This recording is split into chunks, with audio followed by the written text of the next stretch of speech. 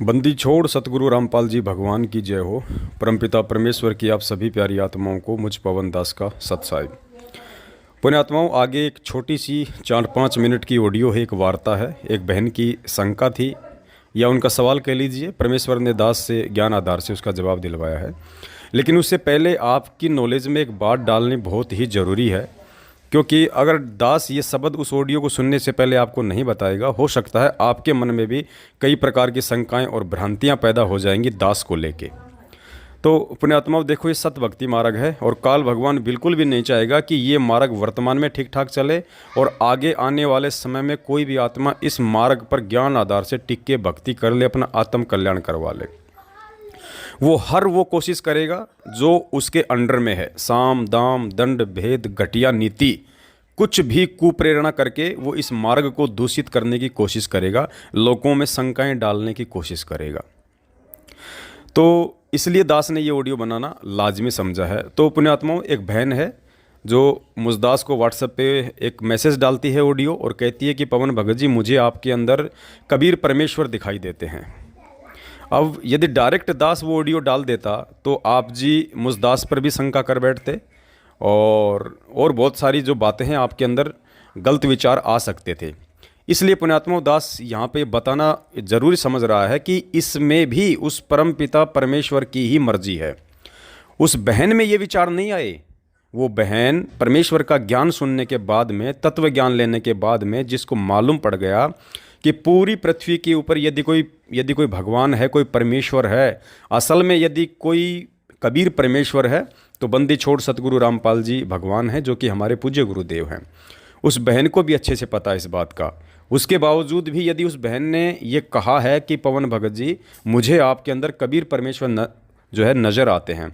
दास के ऑडियो सुनने के बाद, वीडियो सुनने के बाद, परमेश्वर ने जो बुद्धि, जो ज्ञान योग दास का थोड़ा सा खोला है, उस आधार से बहन ने ये आंकलन किया। लेकिन पुण्यात्माओं, ये सोच, ये आंकलन, ये उस बहन का नहीं है। वो बहन तो केवल भैंसाराम की तरह एक निमित्त मात्र बनी है। उस बहन से ये सारे शब्द निकलवाने वाला, बुलवाने वाला स्वयं वो कबीर परमेश्वर ही है। बंदी छोड़ सतगुरु रामपाल जी भगवान ही है। अब इसका रीजन क्या है पुण्यात्माओं?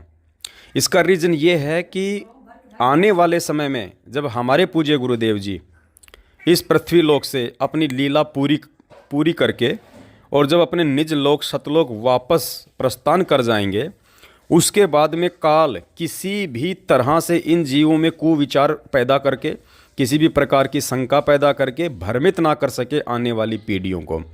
इसलिए जितने भी प्रकार के जो बैरियर्स हैं, जो बाधाएं हैं, जो ब्रेकर हैं, वो सारी इसी समय प्रकट होनी है और इसी समय उन सब का समाधान होना है। जैसे कि पूज्य गुरुदेव जी का जो कलयुगी परिवार है, तो परमात्मा ने, अब देखिए ये लोग किस प्रकार से काल प्रेरणा से संगत को आज जो है भ्रमित कर चुके हैं, संगत को काल भगवान की गोद में बैठा चुके हैं, सारी घटिया हरकतें करके, राजनीति, आरक्षणबाजी, पता नहीं, आप जानते हैं, आप लोग देखते हैं, इनके पीले पर्चे पड़ते हैं, इनके आदेश जानते हैं।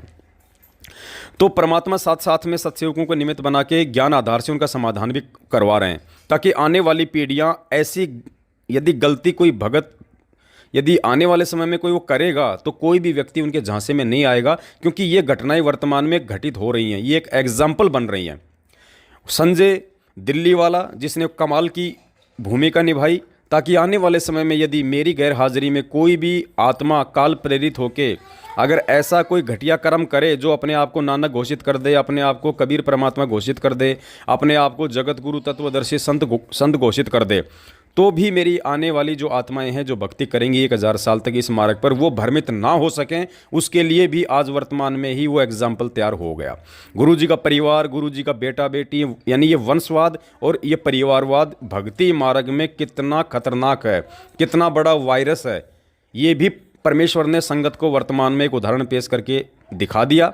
जिस प्रकार से गुरुदेव का खुद का सगा भाई, गुरुदेव का खुद का सगा बेटा, गुरुदेव का दामाद, ये उस परमेश्वर को ना पहचान के केवल माया के पुजारी आज 7 साल से भगोड़े बन के घूम रहे हैं, जबकि इनकी जिम्मेदारी थी कि ये परमेश्वर की संगत को सचेत करते, परमेश्वर की संगत को परमेश्वर के दिखाए गए ज्ञान और मार्ग अनुसार आगे बढ़ाते, जबकि इन्होंने सारी की सारी जो गंदगी थी काल भगवान की इस मार्ग में लाके डंफर के डंफर उड़ेल दिए।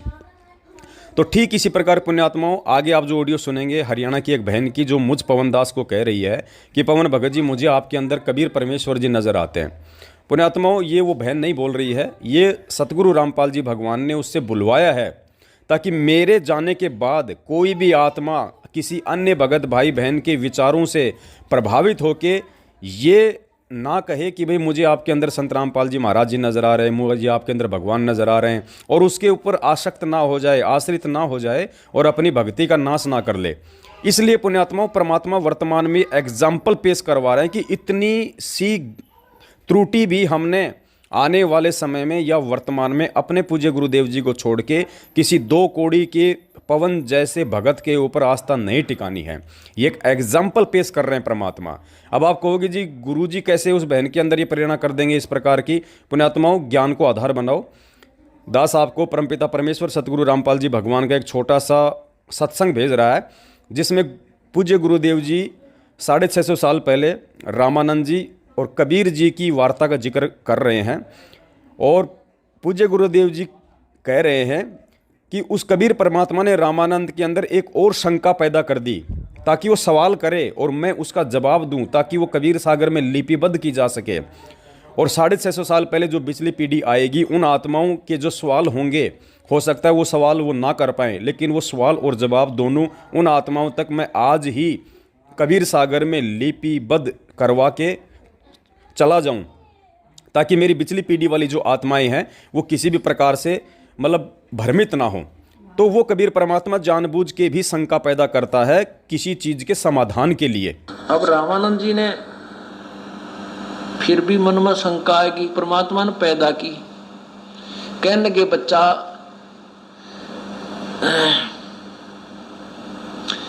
या तो बात मेरा समझ में आ गई, आप मेरी फड़क निकालने के लिए आए थे। ये जो दीक्षा तुम दी मान ली मनमोर, या मेरे ती जो शिक्षा दी ना, छोटी जाति बड़ी जाति और भगत होकर मैं ऐसी नखरे कर रहा था भगवान, या तो मेरी समझ में आ गई। और आपका शरीर इतना कोमल है जैसे रुई हुआ करे, और मेरा तो पत्थर जैसा शरीर है आपके कोमल शरीर को देखकर, क्योंकि परमात्मा का तेज पुंज का शरीर है। तो ठीक इसी प्रकार पुण्यात्माओं, इस बहन के अंदर जो ये विचार आए हैं, ये इस बहन के विचार नहीं है। मैं तो दो कोटि का जीव हूँ, मेरी औकात क्या है पुण्यात्माओं, जो वो बहन मेरे विषय में ऐसा सोच सकती है। लेकिन दास को सतगुरु रामपाल जी भगवान ने वर्तमान में इस कुत्ते को एक निमित्त मात्र बना रखा है अपनी प्यारी संगत की शंकाओं के समाधान के लिए, और आने वाली पीढ़ियों को एक सावधानी पूर्वक इस भक्ति मार्ग पे चलाने के लिए। इसलिए बंदी छोड़ सतगुरु रामपाल जी भगवान ने इस बहन के अंदर ऐसे विचार उत्पन्न किए ताकि ज्ञान आधार से दास उसका एक आपको जवाब दे सके, और आने वाले समय में और वर्तमान समय में पूज्य गुरुदेव जी के अतिरिक्त कोई भी आत्मा अगर काल भगवान यदि किसी आत्मा के अंदर प्रवेश करके या उस आत्मा को कुप्रेरणा करके अगर इस प्रकार की घटिया हरकत संगत को भ्रमित करने के लिए, तोड़ने के लिए यदि वो करवाता है, तो कोई भी आत्मा इस तरह की ऑडियो सुन के, जो दास ये वीडियो बना रहा है, जो विचार आपके सामने पेश कर रहा है, इन सबको सुन के और बैकग्राउंड का जो रीजन है, जो कारण है, उसको जान के, उसको पहचान के वो आत्मा भ्रमित ना हो। चाहे 50 लोग संगत में ऐसे क्यों ना खड़े हो जाएं जो अपने आप को संत रामपाल जी महाराज घोषित कर दें, और उनके पीछे लग के कुछ भगत ये भी कहने लग जाएं कि भाई वास्तव में भाई ये तो गुरु जी है, ये तो एक प्रकार से ये तो कबीर परमात्मा ही है। कोई भी आत्मा भ्रमित ना हो सके सिवाय अपने परमपिता परमेश्वर सतगुरु रामपाल जी भगवान के। उनकी सुरती, नृत्य, मन, पवन, ध्यान, समर्पण, उनका लगन, उनका विश्वास, उनकी दृढ़ता किसी अन्य व्यक्ति में ना हो। इसके लिए परमात्मा आज वर्तमान में छोटे छोटे एग्जाम्पल तैयार करवा रहे हैं ताकि आज हम वर्तमान वाले भी सावधान रहें और आने वाली पीढ़ियाँ भी सावधान रहें। अब आगे सुनिए उस बहन की दास के व्हाट्सएप पे आई हुई वो ऑडियो क्लिप, और उसके बाद में आज से 2 दिन पहले बंदी छोड़ सतगुरु रामपाल जी भगवान ने दास से तुरंत उससे जो एक छोटा सा जो एक जवाब दिलवाया था ऑडियो में ही, वो वाली ऑडियो क्लिप। सत साहिब, बंदी छोड़ सतगुरु रामपाल जी परमेश्वर की जय हो। सतगुरुदेव की जय। जय हो बंदी छोड़ की। सत साहिब भगत जी, मुझे ना आप में तो पूर्ण परमेश्वर नजर आ रहा है, पूर्ण परमेश्वर कबीर साहब नजर आ रहा है और संत रामपाल जी भगवान में कबीर परमात्मा का अंश नजर आ रहा है। पता नहीं क्यों भगत जी हुई आप में तो नोत्तम सुरती नजर आ रही है और उस साइड से मुझे संत रामपाल जी भगवान में कबीर परमात्मा का 8वां अंश नजर आ रहा है। मैं डायरेक्ट बोल ही देती हूँ भगत जी, मैंने बोल ही दिया, क्या करूँ भगत जी। पता नहीं मुझ नीच को ये क्यों नजर आ रहा है। भगत जी प्लीज कुछ तो इशारा करो भगत जी, अगर आप डायरेक्ट नहीं बता सकते तो इशारा तो करो भगत जी, कुछ इशारा करो जिससे ये नीच ये बिल्कुल नीच दासी आपके इशारे को समझ जाए। भगत जी पता नहीं पहले से ही मतलब परमात्मा ने ये बुद्धि दे रखी है कि मैं पहले कभी किसी को नहीं मानती थी और मतलब कौन सी देवी देवता को, क्योंकि ना मैं ये पता है क्योंकि अगर इसको कृष्ण को मानूंगी तो राम उठेगा, राम को मानूंगी तो कृष्ण उठेगा, फिर सब्जी को मानूंगी तो सब्जी ये राम उठेगा। किस किस को माने, परमात्मा तो वैसे एक ही होता है, एक ही पूजा करनी चाहिए। तभी से मैं पहले से ही इसलिए बीच में मैं साईं बाबा को मानने लगी क्योंकि साईं बाबा का एक ही विचार था, सबका मालिक एक, सबका मालिक, इसलिए मुझे वो अच्छे लगते थे। और मैं उसकी वाणी पढ़ती थी ना, वो देखती थी उनके इंटरव्यू, ऐसे रोने लग जाती थी, उनको देख देख के ऐसे रोने लग जाती थी, पता नहीं क्यों अंदर से आत्मा इतनी रोती थी। और मैं उसको इतना मानने लगी कि मैं उसके ही व्रत करने लगी उसके, और मैं उसके व्रत करते करते हमेशा ये बोलती थी, हे साईं बाबा मुझे कोरा दिखाओ, हे साईं बाबा मुझे मतलब ये बताओ कि मैं ठीक पूज रही हूँ आपको, क्या है मतलब सबका मालिक एक कौन है। मतलब मैं पूछती थी कि आप बताओ, आप मुझे सतभक्ति दो, सतभक्ति दो। लेकिन पर उन्होंने परमात्मा का मार्ग दिखा दिया और आज मतलब आप उबार रहे हो इस पंथ को। लेकिन पता नहीं भगत जी मुझे इस नीच दासी को आप में तो पूर्ण परमेश्वर कबीर साहब नजर आ रहे हो और लेकिन संत रामपाल जी भगवान में कबीर परमात्मा का अंश नजर आ रहा है। भगत जी कुछ तो इशारा करो, आप डायरेक्ट नहीं बता सकते तो कुछ तो इशारा करो जिसे नीच दासी समझ जाए, आपके इशारों को भी समझ जाए और आप भी मतलब डायरेक्ट ना बता सको तो हे हे हे परमात्मा को मैं दंडवत कोटि कोटि दंडवत प्रणाम करके बोलती हूँ, हे परमात्मा मुझ दासी को राह दिखाओ सच्चाई की। ये मुझे क्यों नजर आ रहा है ऐसे, हे परमात्मा कुछ राह दिखाओ सच्चाई का। सत्साई बहन जी, बहन ऐसी कोई बात नहीं है किसी भी प्रकार की। दास अपनी औकात से भली भांति से परिचित है और परमात्मा कहते हैं गुरुपद सेव बिरला कोई, जहाँ पर कृपा साहिब की होई। क्योंकि इस सतगुरु रूप में आए हुए कबीर परमेश्वर को कोई बिरला ही पहचान पाते हैं। वो बिरला एक भी हो सकता है वर्तमान में, वो बिरले 100 भी हो सकते हैं, 1000 भी हो सकते हैं, क्योंकि ये बिचली पीढ़ी है, मोक्ष मार्ग है। परमात्मा जिसको भक्ति करने की इच्छा होगी उसकी बुद्धि परमात्मा इस समय जरूर खोलेगा।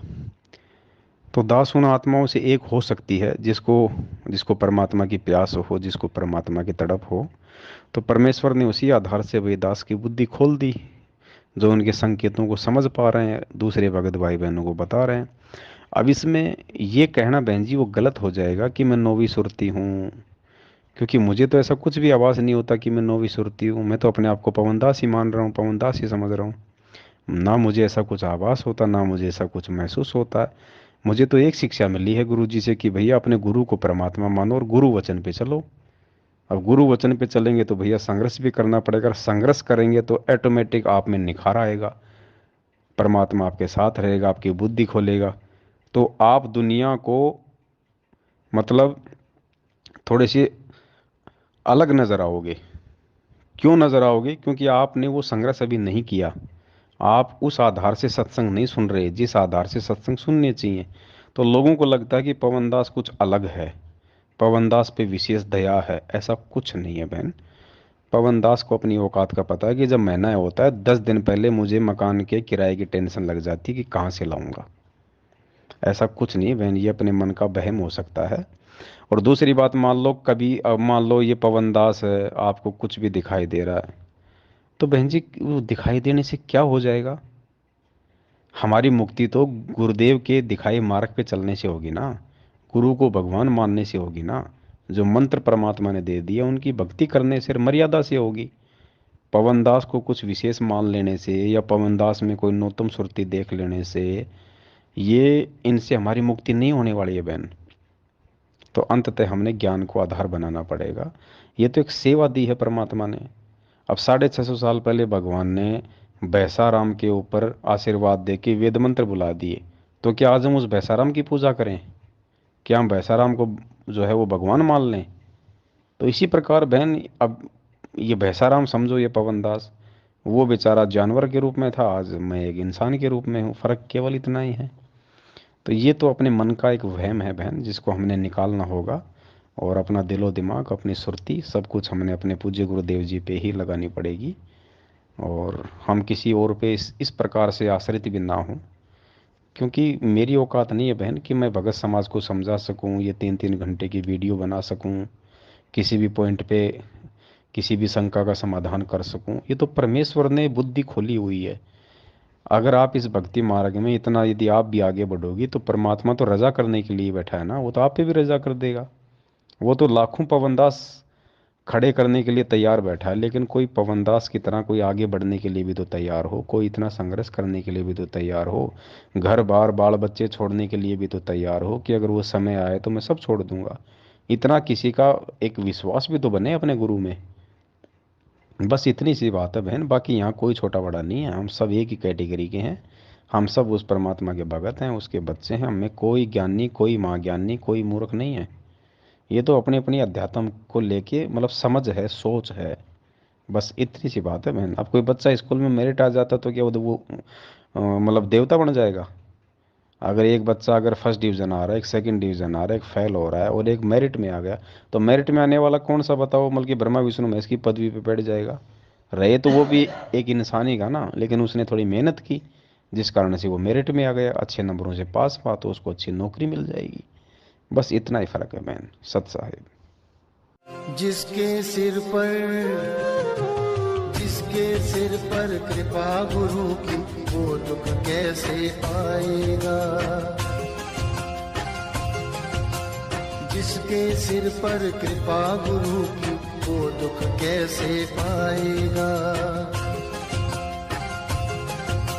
नाम गुरु जी का जप लेगा, नाम गुरु जी का जप लेगा, जीवन सफल बनाएगा। जिसके सिर पर कृपा